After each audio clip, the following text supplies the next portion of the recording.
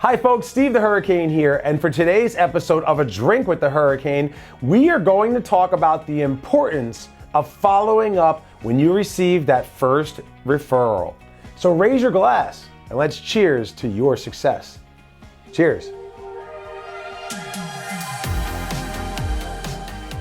This is A Drink with the Hurricane, the talk show discussing all things growing your home care business.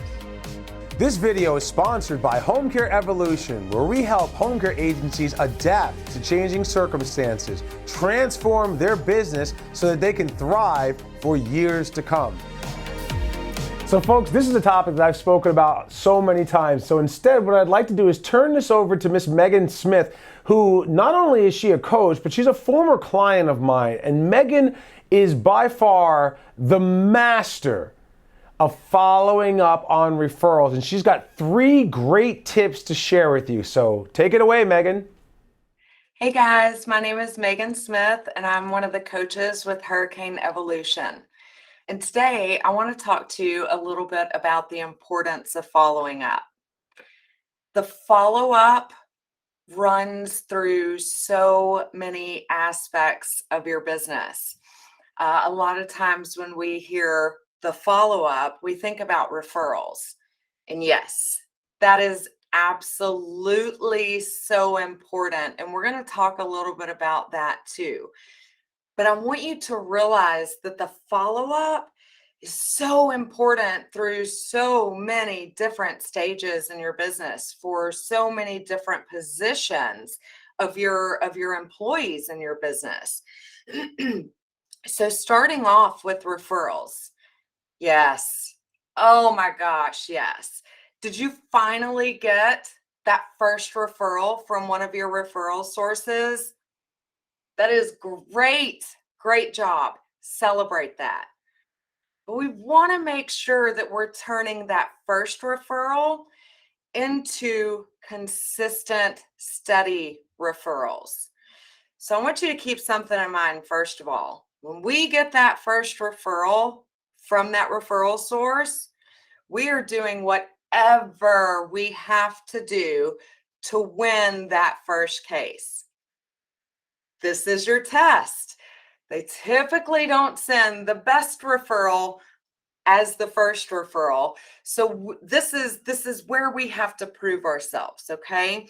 Do whatever you have to do to win that first referral. And then follow up. In the instance that they send you someone who isn't for you, let's say they were looking more for those skilled home health type of services. That's okay. We can still take care of this. Don't just tell the person that they sent to you like, oh, sorry, we don't do that. That goes beyond the line of what we can handle. We can't do wound cleaning or administer medications. We can do reminders, whatever that is. But here's a card. Call this company. No. We are making that direct referral. We're going to have the conversation of, unfortunately, these are not the services that we provide, but I know who does. Is it okay if I give them a call and have them reach out to you directly? And then you follow up with that home health that you sent them to, or if it was more of a hospice referral, whatever that may be, follow that progress. Because you can still go back to that discharge planner and let them know what is going on with that particular patient that they sent you. This is also a time for re-education. Unfortunately, we cannot do wound cleaning or changing of dressings or whatever that may have been. But here's what I was able to do. I sent them to ABC Home Health. I spoke with Jenna, and they are meeting today to bring this patient on board.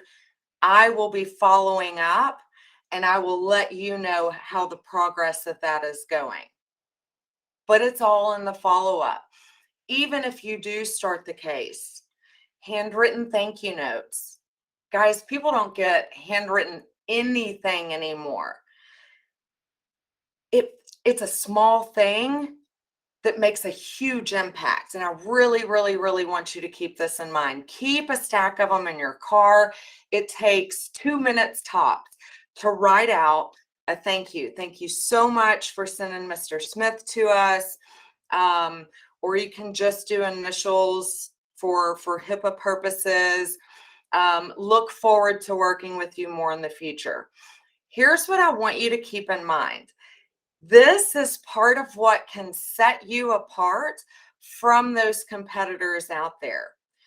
From even, not even as a competitor, but also for just the mass amount of marketers that walk in every day to these discharge planners, to your director of nursing, to your administrators.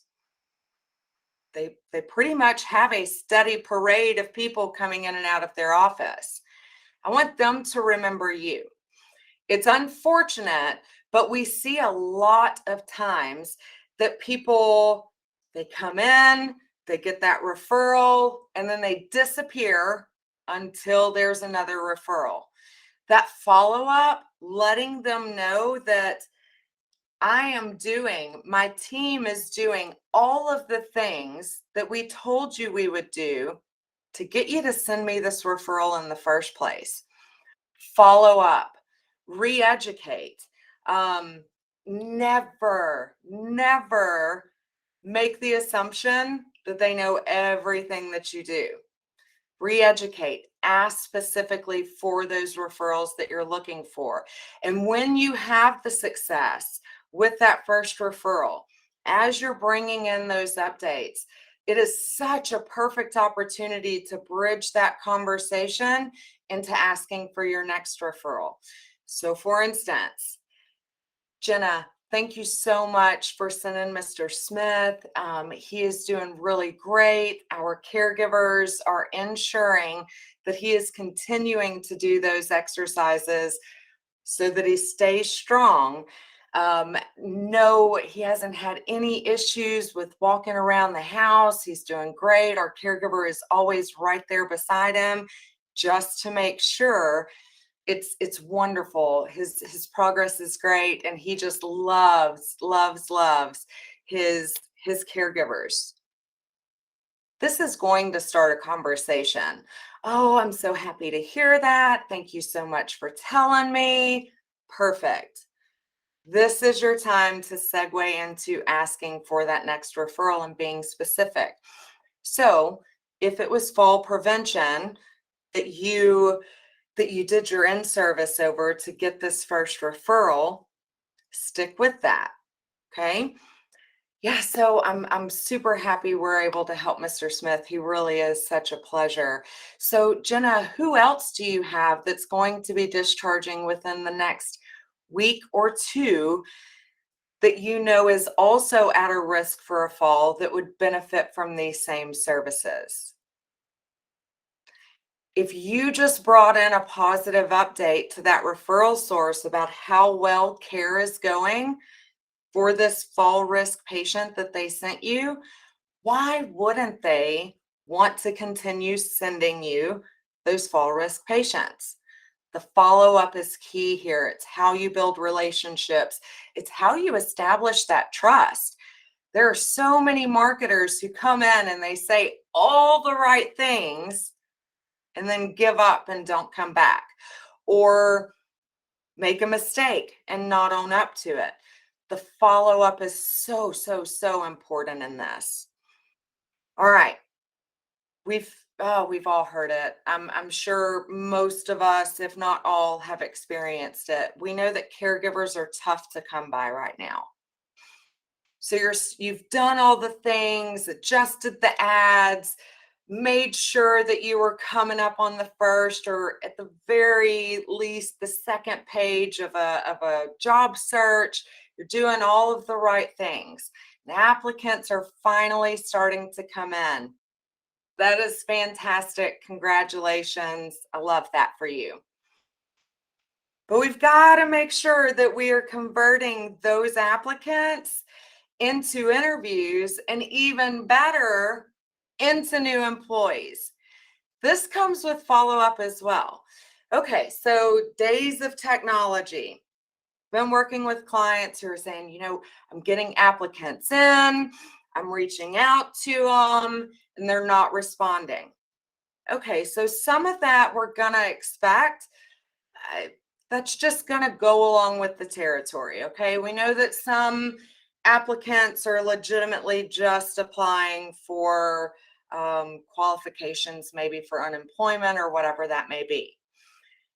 But the other side of this, my first question is always, how often are you checking the applicants coming in and how quickly are you reaching out to them? I did a search on Indeed with one of my clients the other day for caregiver, and it returned over actually 2,500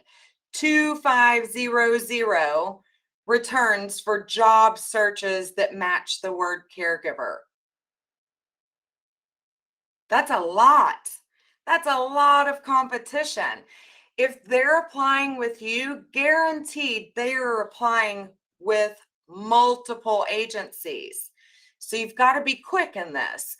Follow up on those postings that you're putting out there. Make sure that we're reaching out to those applicants quickly. The second question that I ask is, did you reach out to them just through the job search engine? So we'll use Indeed as the example here. I know it has a chat feature.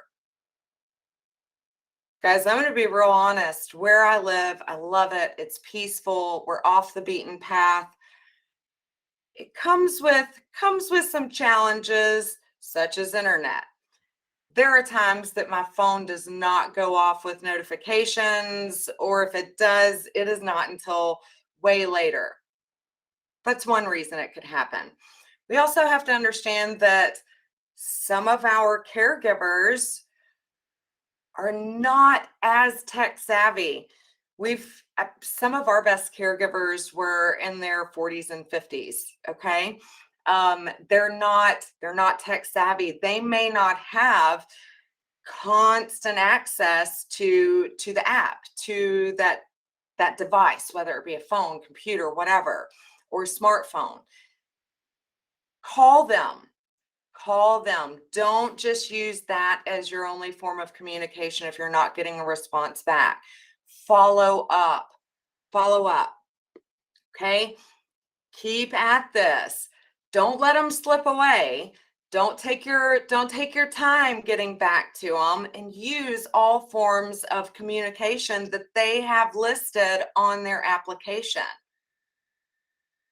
That may be 3 different ways. How bad do you want caregivers? Now, I'm not telling you to hire just anyone.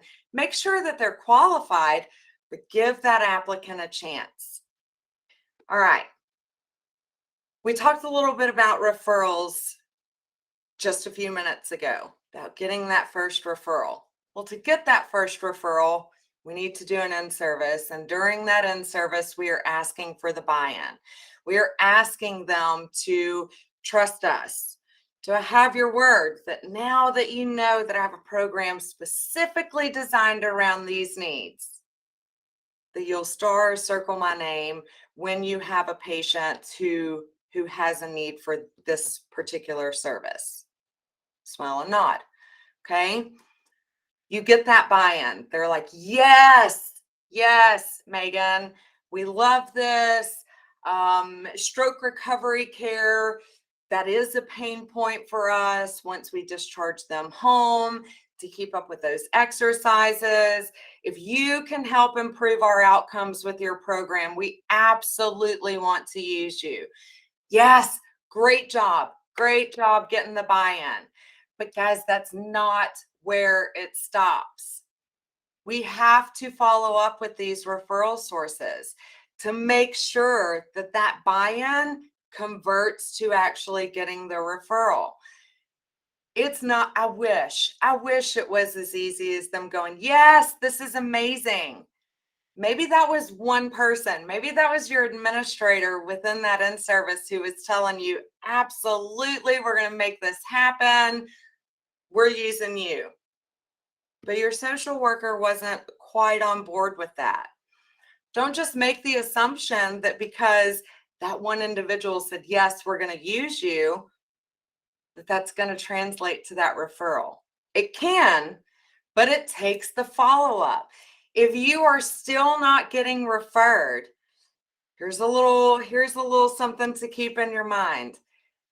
That administrator doesn't always know who, when, or where their social worker or discharge planner is referring to, if at all. Follow up. If you got the buy-in and you're not getting the referrals, walk in, ask them, did you have any additional questions about our program? I know you were so excited to be able to take advantage of the stroke recovery care that we do. You know, I can't show you that I can do all of these things until you send me that first referral, right? And they're going, well, what do you mean? Have we not been referring you? No, I haven't received a referral yet. And watch the magic unfold. I've legitimately had an administrator walk me over to the social worker's office and ask them, why are we not using Megan? Why are we not taking advantage of the stroke recovery care program? Who do we have that is in our facility right now that has had a stroke?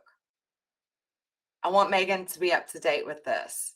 It's in the follow-up, guys. You are laying the groundwork for all of these things. You have to make sure that you're following through with it. That in itself makes you a memorable marketer, makes you a memorable owner.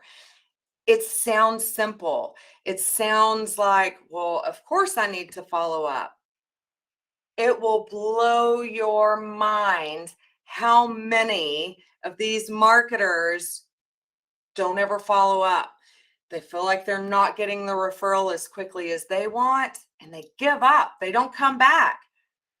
That's what these accounts are used to. Don't be the typical marketer. Be the marketer who follows up. All right, inquiries coming in. Your phone is starting to ring. You've got prospects. Maybe they're not ready to start just yet. That's okay. That is absolutely okay. Maybe they're saying, oh, we really have to look at finances. Mom's on a limited budget. We want to make sure that this is going to last her. We need to make decisions on if she's going to end up going into the long-term care side of a skilled nursing facility. There are many, many reasons. Again, it's in the follow-up. We need to think about this. If I am searching for care for someone, for one of my loved ones, and I call 5 agencies and I tell them I'm not ready just yet. We're just getting started. Mom hasn't even moved down here yet, whatever that reason may be. There are so many agencies that are like, okay, they'll call back if they decide to use us. Wrong answer. This should be something that you follow up on as well. Put it as a task in your calendar. Check back with them in a week. Check back with them in 2 weeks. Make sure that you are telling them this, asking them this when you're on the call with them. Would it be okay if I reach out in 2 weeks just to see how progress is going? And then follow through with that. Put it on a task. Set it up on don't forget about them. Because if there is one agency out of the 5 who calls me back to check up on me, maybe that's every 2 weeks for, I don't know, a month and a half. That's who I'm going with. This is a person or agency that is making me feel like I am important to them. that they don't just want my money, that they truly want to take care of me and my loved one and whatever those needs are. This is also that you're creating a pipeline of future clients as well. Are all of them going to convert? No. But are there some? Yes. And is it worth it to follow up with each and every one of them so that you're not taking the, yes, I want to go with you, completely off the table by never following up? It's so important, guys. Like I said, you're doing all of the hard work. You're laying the foundation. You're putting in the time. You're putting in the effort.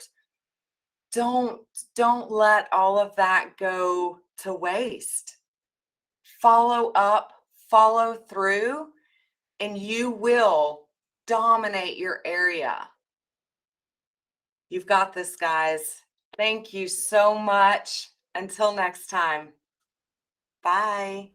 Wow, Megan, that was great information. Thank you so much. And so for folks, all of you out there, if you want to grow your home care business and you're struggling in any area of it, do yourself a favor. Click the link below and register for the next Home Care Evolution Conference that we can give you 3 days of training on everything you need to blow away the competition. I'm Steve the Hurricane, and remember, don't just beat your competition, but blow it away!